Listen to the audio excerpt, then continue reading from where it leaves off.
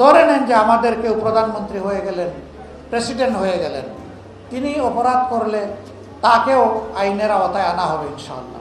জামায়াতে ইসলামের আমির ডাক্তার শফিকুর রহমানের মেয়াদ শেষ হচ্ছে আগামী ডিসেম্বরে। দলীয় গঠনতন্ত্র অনুযায়ী ৩ বছর পর পর অনুষ্ঠিত হয় আমির নির্বাচন। এবারও নির্দিষ্ট সময়ে সে নির্বাচন প্রক্রিয়া শুরু হতে যাচ্ছে। ১৫ অক্টোবর থেকে ১৫ নভেম্বর চলবে ভোট গ্রহণ।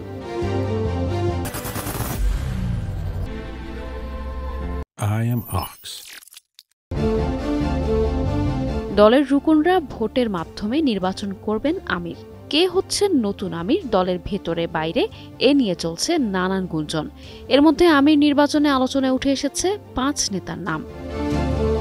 জানা গেছে এবারের আমির নির্বাচন প্যানেলে থাকছেন ডাক্তার শফিকুর রহমান, সিনিয়র নায়েবে আমির ডাক্তার সৈয়দ আবদুল্লাহ মোহাম্মদ তাহের, নায়েবে আমির অধ্যাপক মুজিবুর রহমান, সহকারী সেক্রেটারি জেনারেল হামিদুর রহমান আজাদ ও সাবেক ভারপ্রাপ্ত secretary general ATM Azharul Islam. Jamaat সূত্র জানান ১৫ অক্টোবর শুরু হবে দলের আমির নির্বাচনের ভোট গ্রহণ। তবে ভোট শুরুর আগে কেন্দ্রীয় মজলিসের শুরার সদস্যরা আমির নির্বাচনে ৩ জনের একটি সম্ভাব্য প্যানেল নির্ধারণ করবেন। ওই প্যানেল থেকে যে কেউ নির্বাচিত হতে পারেন, তবে রুকনরা চাইলে এর বাইরের কাউকে ভোট দিতে পারেন।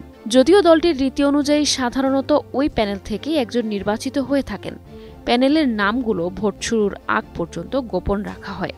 ভোট শুরু হলে প্রতিটি জেলায় দলের নির্বাচন কমিশন থেকে মনোনীত প্রিসাইডিং কর্মকর্তারা গিয়ে ভোট সংগ্রহ করেন।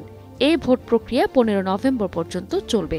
এরপর গণনা সহ আনুষঙ্গিক কার্যক্রম শেষে ফলাফল ঘোষণা করা হবে। তখনই জানা যাবে কে হচ্ছেন নতুন আমির। জানা যায় সারা দেশে জামায়াতের ১,৫,০০০-এর বেশি রুকন রয়েছেন যাদের গোপন ভোটে আমির নির্বাচিত হন। নির্বাচনের ফলাফল ঘোষণার পর নভেম্বরেই নতুন আমির শপথ গ্রহণ করবেন। ব্রিটিশ উপনিবেশকালে পাকিস্তানের লাহোরে মাওলানা মওদুদির হাত ধরে প্রতিষ্ঠিত হয় জামায়াতে ইসলামী। প্রতিষ্ঠার পর থেকে এ পর্যন্ত তৎকালীন পূর্ব পাকিস্তান ও বর্তমান বাংলাদেশে আমির নির্বাচিত হয়েছেন ৬ জন নেতা।